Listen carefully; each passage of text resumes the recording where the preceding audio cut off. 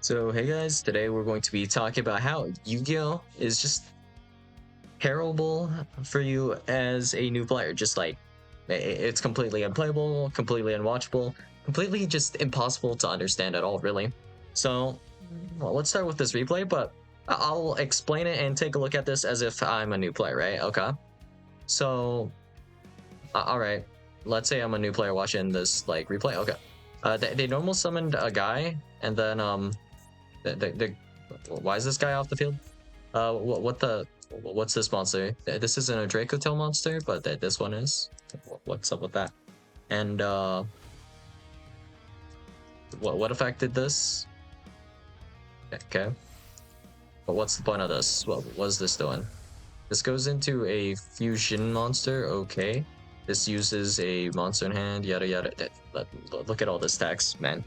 Draco Tail monster plus 1+ monster in the hand. If this card is fusion, summon you and target monsters on the field and or graveyards up to the number of monsters uses material from the hand, return them to the hand.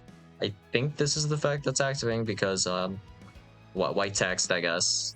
Okay. Let's see. So what effect activate here? There's so much text on this. Like, do I bother reading this? Yeah. Okay, I just won't think. Okay, let's just watch the pretty pictures now. Okay. So the things are popping up on my screen. There's a 1, there's a 2. There's Arthalion again. Malulu's gone back to the hand. Whoa. They added a card, I think, right? And then there's a monster. It's in the graveyard now.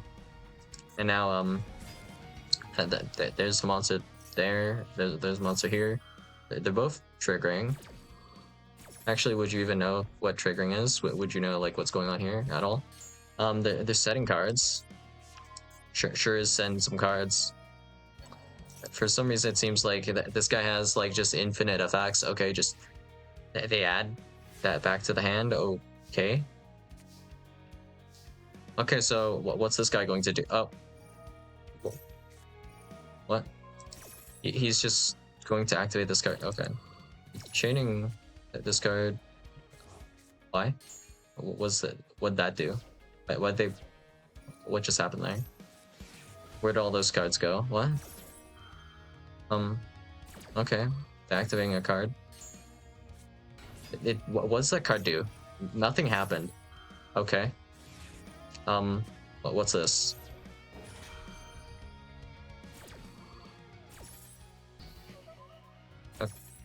Okay. They're adding a card. Special summon. Wait, why'd they draw? What? They're activating a card. Okay. What? Okay. What just happened to the card? What was that effect? What? Okay. Wait, why is the card over there? What even are these? Okay. Why'd this trigger? What just happened? Why does this have a feather on it? What? Why'd the attack points on this lower? They're adding cards. When do people run out of options in this game? What?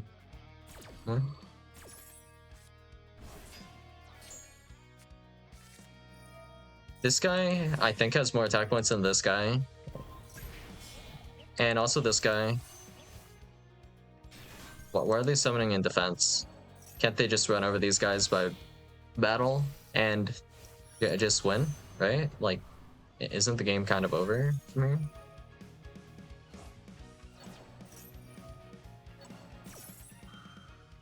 Yeah. Did they just summon in the wrong position or something? Like 4 or 5 times? Like, what's going on? Okay.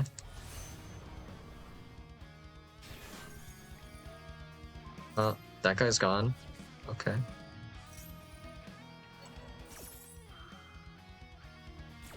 Why is there a number 5 on this card?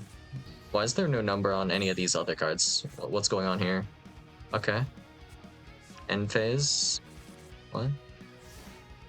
They added Fallen of Elbaz. That this does something. Activate 5 rainbow. Okay. Activate Fallen of Elbaz effect. Wait, what was that card doing? Oh, okay. Wait, what happened with this card? Why'd they just throw a card from their hand? What's the point in that? Oh, what? How'd they summon this card? Where'd this card come from? But where did any of these cards come from, actually? What the? Two of the guys went from here to there, and then okay. And also, I think that guy was running low on time for whatever reason. Maybe because they were holding on to like Magma for like 9 years, and then they had to resolve Magma, resolve like Nibiru, and all that nonsense. So they probably like were running out of time, and that's probably why they just passed on Typhon, but also like not activate Typhon effect. I'm pretty sure there was nothing stopping them from using Typhon effect there. But yeah, I don't know. Hopefully that was like some decent acting right there, you know? Like, what's any of these cards? Why are these cards in the back? What's going on here? That guy, he had a lot of cards. Now he has not so many cards. Other guy has a lot of cards. Well, what's up with that? Absolutely no answers. Because, you know, just to start playing Yu-Gi-Oh, you know, what do we actually have to cover here? So, to really understand this, I guess we can't check the opponent's deck because that was Duelist Cup, right? But for this list, to understand like that, like how far do we have to go to understand what happened in that game? Well, before we even need to check like every single individual card that we've activated in that game, you know, just uh, for what those cards did, you have to also consider them. How do you even read these cards? What do any of these mean? So let's say, for example, with let's say, well, it doesn't really matter for my opponents, but like, if I did normal summon, let's say Sudri, okay, is it actually ever clear that how quick effects work to a new player? Like, does the concept of quick effect or any kind of timing, like, is that ever explained to a new player? So there's also that, and then problem solving card text, right? So when this card is normal summon, it does this effect. So maybe you'll infer from this that, oh, you can add a card, but only specifically when this card is normal summoned. Maybe understandable, and because of that trigger, you know, if that trigger doesn't technically happen, like maybe you can understand, oh yeah, you won't get to summon or search or whatever, right? And then this effect, and for a new player, you could even consider that this card effect could be good because after we special summon another guy, we attribute that for a token, and that's like a tuner that we can use. And then if I summon another body, like let's say I special summon Magnuma on my opponent's turn, maybe I can then like tribute that card, so like Magnuma or whatever, Magnuma Druisworm, tribute Magnuma with the effect of Sudri to get this off the field, and because this level is not like super great, unless I want to make like maybe Chaos Angel here. That there's that idea, right? Except no, because this isn't a quick effect, I can't do that on my opponent's turn, and I can't do that to trigger Druisworm's graveyard effect either, because it's not a quick effect to tribute. So I can't use this to like dodge any cards or anything like that either. So for example, you know, special summon Vata, activate Vata effect, imperm effect on Vata. I can't just Sudri tribute Vata for like 2 different reasons actually, but honestly, I think in that case, if it were a quick effect, it's actually worth attributing Vata because you still get the effect to send, right? Unless it has to send itself first. I genuinely have no idea how this resolves if you actually send this to the graveyard as cost. I think it still tries to resolve as much as possible. So even if there is a macro currently on the field, you can activate this effect because it sends for effect. Because it sends for effect, I'm assuming it still just properly resolves and does like the foolish burial kind of effect.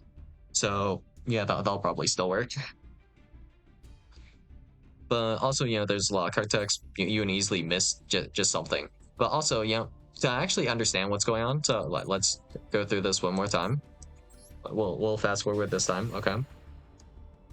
So assuming you've never read these cards in your life, okay?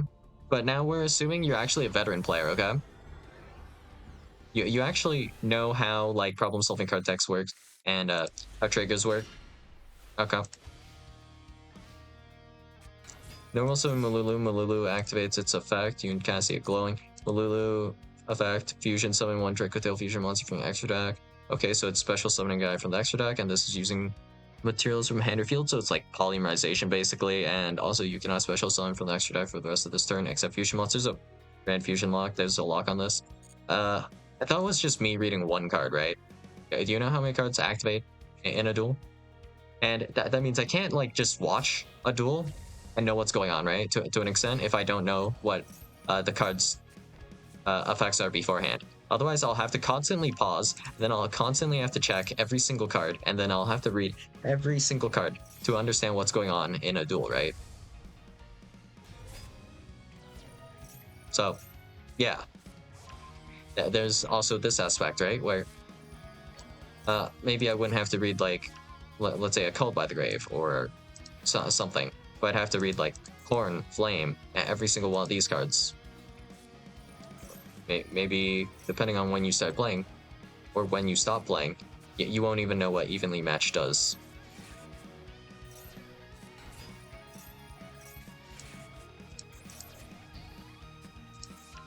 And also because of how this duel went, right? I believe I am holding Called by here for multiple reasons. So first reason is because I want to chain it so Gulamel cannot chain to Vimena, and then it also shuts down the Vimena, which can technically, at the very minimum, probably go into Arthalion to bounce back my monsters, and then I'm unable to play the game. Just straight up, right? I'm pretty sure that's the reason I held Called by through Ash and Maxi, because I needed to be able to play the game at all. And I can still play even through the Ash and Maxi, but yeah. There's also the idea of there are a bunch of unknown cards, so you don't know the play that someone's going to make when you don't have the proper information. Like, for example, what was this guy actually trying to make with Fallen of Albazir? That's actually not clear. For example, the fact that they had Typhon and the option to go into Typhon, like, they actually had the full time to play out their turn. Well, what was the optimal play for them there? And did they misplay? We can't even tell if this person misplayed at all because we don't have enough info on like their hand cards. But also, if you don't know card effect, you have to kind of like pause or well, even worse, kind of in a replay maybe. Let's see, does it automatically show the cards? I mean, kinda. Let's give this a second. I want to see what effect it's gonna activate here. Let's see. Oh, it does scroll down, so you can actually, assuming you're watching, right, a replay, like if Dispatter activated this effect, it'll scroll down at least so you can read it if you're watching like a recording. So that's something.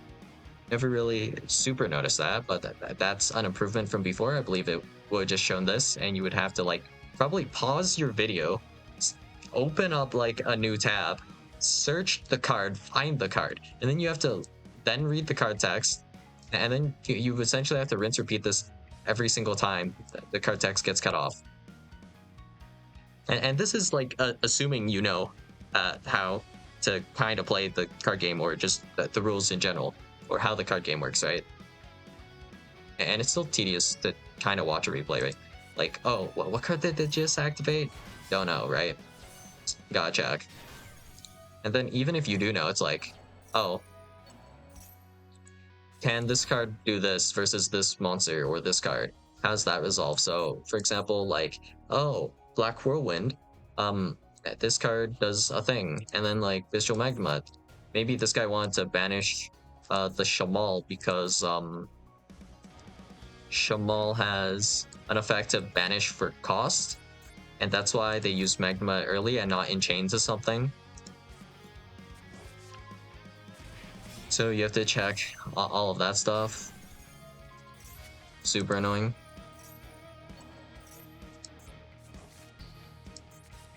Wait, what were these set cards? Wait, that's like Horn plus Flame or something. And then I'm assuming they might be playing only one Ghoul but they have multiple 5 mana, even if they do have multiple 5 mana. Well, they probably have 5 mana already in hand as well, yeah. Or access to 5 mana later, so it doesn't matter if I return 5 mana, right? Yeah. Don't really care about that too much. Also, do they even have an out for Full Armor Master? Like, genuinely, do they have a single out in the entirety of their deck if I keep this guy in defense? The game might already be over at this point. Like, even if that Naviri resolves, it's not necessarily going to do anything unless they can, like, snatch steal the Nib, maybe. Well, if they play Titanic, I think that might be able to get big enough to get over at Full Armor Master in some cases. But yeah. Just, you really need to know the cards if you're watching a replay. So, yeah, I mean, yeah, just as a new player, how are you supposed to understand this when literally to understand the game, you must kind of pause? Even as like a veteran player, like, oh, wait, Fenrir add itself? Wait, no way, Fenrir is a monster that doesn't mention that it can't add itself for some reason? Despite being a monster that can special summon itself from your hand for no cost, costing you technically in a sort of way 0 cards worth of card advantage being lost, and you just get a completely free body and interaction as well, and potential board breaker and whatnot in case you were going second. Just throwing that out there, you know. What the hell is up with that nonsense, right?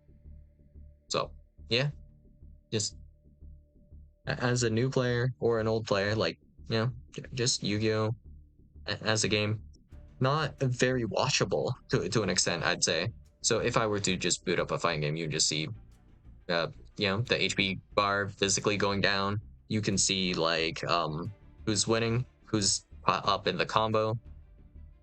It's a lot more clear, like who's winning, who's in the better position. Even if you don't play a game, you would still get hyped about like a comeback here, right? But at the same time here, the person that was most in control, like you might like, I don't know if you would necessarily as a new player think, oh, this guy's going second, this guy's like playing Blackwing, which is kind of a mid deck, honestly. And then he had to play through hand trap, a hand trap or 2 or 3 or whatever. Technically, they activate 3 hand traps. No wait, Magma, it's a hand trap technically too. So that this guy played through 4 hand traps and then a full quote unquote end board. Wow, he's crazy. Meanwhile, I mean, I kind of saw that result just from like the opening hand and the first card they played. That like most of this game was going to go like the way it did go because, yeah, it's Draco Tail. They have literally nothing they could do against evenly, and yeah, I mean, my cards are just going to resolve because they kept nothing basically. Was there anything I could have done? If they kept Flame, I think I lose straight up. I lose because they can negate the called by, and then they can just Arthelian bounce my guys. And I have actually 1 play. Yeah, it should be 1 play. I think it's like grab with a Small World a card. But actually, they had Ash Blossom Joe Spring, so if they Ash my Small World, I literally can't grab anything. So I am very cooked, I believe. And I believe I didn't activate Small World to try to play around Droll in this particular hand, because I had to play around either like Droll or the Ash. So I could have baited out Ash with the Small World, but like assuming I add Simoon off of the Small World, I can just completely not resolve anything, and then that just Giga loses to a single Ash Blossom anyways. for like a variety of reasons, right? But yeah, I mean, this game it's just very hard to understand, even if you in general know how Yu-Gi-Oh works. Like, um, with certain ruling things, you might not understand, and you might need like a moment to kind of think about that, think on it. You know, if the game's like genuinely bugged, because, for example, we have Kichdira here. Kichdira, if you activate Theosis and then normal summon Ash Blossom, if you got Ashed on the Theosis before, you wouldn't be able to make a synchro. But the effect to lock you is technically a part of the effect of the card. So when you Ash that, it's actually negating the effect, which should include the effect to prevent you from being able to summon anything except for XYZ monsters from the extra deck. So that's genuinely a bug. And you could think to some extent, oh, that guy normal summon Ash Blossom. This guy is trolling, you know? What a bad player. But in reality, it's like, damn, the game's bugged and I can't make like maybe Baron, which is actually lethal here and wins me the game or something, you know? Actually kind of miserable in some regards. Yeah. So is the game understandable at all? Like, I don't really think it's super understandable a lot of the time, right? So for a newer player, you're not going to get understanding unless you pause and read every card. You still have to, if you're a older player or veteran player or whatever, you'll still have to read the cards occasionally, because you might need to double check some things like, oh, how does this card work exactly, you know? So for example, with like Malulu's like actually kind of annoying. So Malulu, as well as like Urgula, honestly, and Pan, all of these are annoying because they're actually non-targeting and they're triggers, which is actually weird because well, this comes up when it does come up, but depending on whose turn it is and a few other things, right? So Malulu effect, if it's chainlink 1, I can resolve an effect if it's chainlink 2, right? But if Malulu is chainlink 1, that means it's my opponent's turn. And then if it's chainlink 2, that means it's my turn. And whatever I'm trying to resolve, it's not really going to resolve. And one application of this that's like really notable would be something like if I were to go, let's say, activate Bandit Fusion, Chainlink 1, Chainlink 2, we go Thymena, right? Or just like any effect to summon something that triggers and my opponent knows something will trigger. Then if I were to special summon like my guy, even if I were to droplet, or not droplet, yeah, droplet doesn't fully work. If I were to use something like, well, granted was not the example here, but couldn't have used that, but I guess it would be better if it was Memento. So let's say we use Memento Fusion instead of Branded Fusion. So we summon one of our Memento Fusions, right? And then we have like Bone Party to pop. If I were to Bone Party pop, whatever I summon off of Bone Party is just going to be negated off of Malulu. So this might sound like not a big deal, but you know, think about it for a second. If it were a targeted negate, I would resolve the monster I special summon and also the monster that I sent to the graveyard, and not just one. And that'll potentially matter later in a duel, right? Because that genuinely does matter. So maybe in some cases you might even be deciding on things like, I just don't activate my card because Malulu will negate the thing I summon, and I need maybe that effect for whatever situation, right? And that's annoying.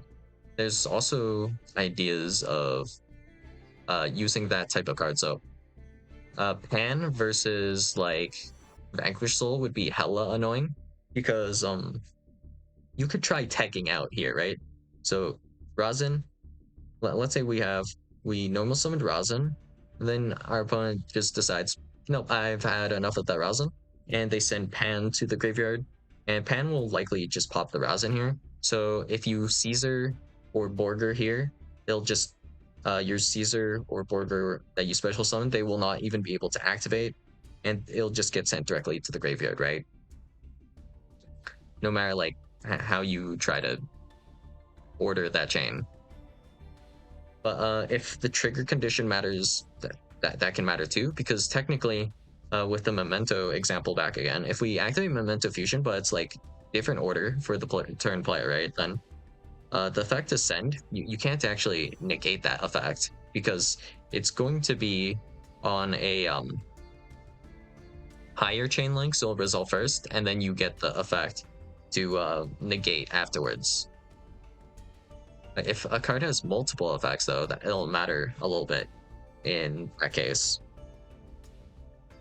So yeah, I mean, the game is complicated. The game has like a lot of things going on. You can say it has a lot of nuance or no nuance at all, you know.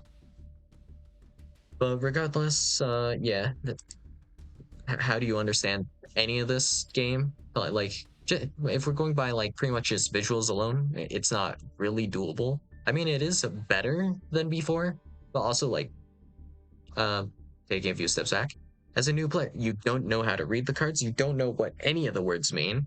Is the words actually have unique meanings, kind of like not specific to the English language, right? Like a quick effect, and then the colon, the placement of the colon matters, the semicolon, the things before the colon. What do all of those mean, right? And then the concept of quick effect and when you can activate things like, well, can I not just activate, let's say, a magical, what's his face? Magical breaker warrior. What's his face? Yeah, Dawn Magic. Yeah, I don't remember his name anymore. A breaker, the magical warrior. Oh, right. That was his name. Why can't I use that to pop when my opponent sets a card?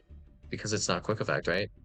And then like, yeah, I mean, it's just painful, basically. And now, I guess this is most of the reason I made this video. Like, if I wanted to make a video that was just a kind of accessible for most people, like we're talking about non-Yu-Gi-Oh players, because straight up, like 99% of people that just watch Yu-Gi-Oh videos, I'm pretty sure, are just Yu-Gi-Oh players straight up, because otherwise you could not possibly understand anything. Well, at least in my case, let me think for a second. I have had, I think I've seen like one person in my comments that plays like Magic the Gathering and not Yu-Gi-Oh, I guess, like ever. And that was like the only guy like that, right? The only like kind of non-Yu-Gi-Oh player for the most part. Like, yeah, that's probably one of the only ones. The majority going to be Yu-Gi-Oh players, because you know, no one's going to be able to understand anything that's going on in just a Yu-Gi-Oh video in general, because it's Yu-Gi-Oh, you know. What are these card effects? What is bro talking about? What's a quick effect? What is a graveyard? What's a banish? The list really goes on, because like technically to understand Yu-Gi-Oh, like assuming you have someone that has essentially a PhD in teaching Yu-Gi-Oh, I think the fastest you can get someone down to speed or up to speed or whatever. I think the if we're going moderately in depth, it takes about an hour. And you know, you did explain things to them in an hour, so it's easy to forget things and whatnot. So yeah, that even if you explain something, they might have forgotten it, because you know you just quickly ran through a billion different things in an hour, right? So not really that efficient, but yeah, there's just no way to really, I think, make good videos for a general audience. I think the only kind of video that I remember seeing at all that kind of fits this criteria, I think it would be like one of those SEMO videos where he's talking with like someone who plays a different card game and seeing if they can understand if Yu-Gi-Oh cards are good, because you can kind of play along at least. If you don't play like Yu-Gi-Oh, like maybe you're a Magic player that doesn't play Yu-Gi-Oh, maybe that's like kind of watchable for you, because we're just discussing certain cards and the information. It's just a lot less information's required, right? Because just to play a duel, just a regular duel, like just any duel at all really requires so much knowledge just to be able to play at a proficient level and also to kind of understand what's going on at a proficient level, because a lot of things are kind of maybe missable as well. So yeah, it's just I don't think I can really be super creative with what I can do in terms of just like Yu-Gi-Oh content in general, right? Like, what really is there? There's basically you can just go into more or less like two categories generally. You either talk about Yu-Gi-Oh, or you play some Yu-Gi-Oh, and it's just some gameplay. So yeah, I mean, I can't really super make this transformative. Like, I did have one idea. Well, I'll save that for another day. But yeah, it's just really hard to make Yu-Gi-Oh, specifically gameplay, we'll say. Yu-Gi-Oh gameplay is just impossible to understand if you don't play Yu-Gi-Oh. And even if you do understand it, you'll need to kind of pause the video, right? If you haven't seen a card before, because you just simply don't know what it does, because you've never seen that card summoned before, because there's like a billion cards in this game, you know? So for example, do you know what Drac Meteor does? You probably don't. Like, a good amount of people probably don't. Like, you, the viewer, might know, but like, if we throw this down as a percentage, 50%, 30%, 60%, how many people do and do not know? And then they'll have to pause the video, kind of like read the card, or maybe if it's cut off, you'd have to research the card, and then that's going to be annoying, right? Maybe a ruling's being mentioned, and you'll have to double check, or you just wait to see the thing resolve, to see like the what happens. But yeah, Yu-Gi-Oh.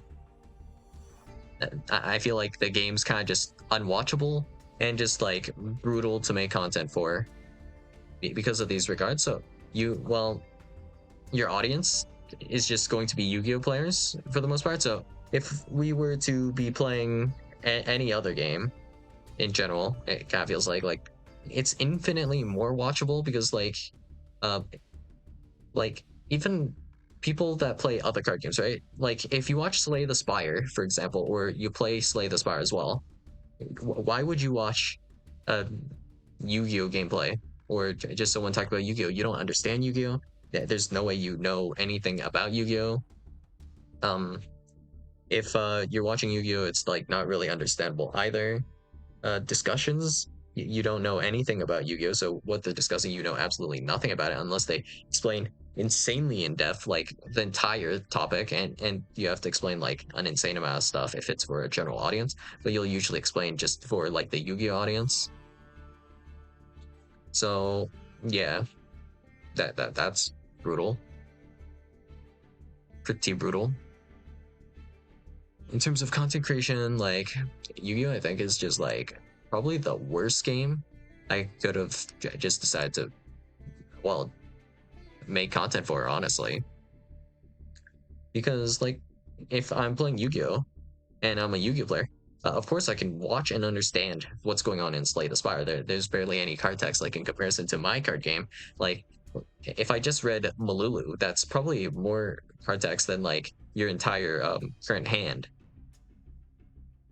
I don't know what that says about the card game Yu-Gi-Oh, because that's not really the main topic here, but that is certainly something, because even as a viewer, you kind of have to read the cards.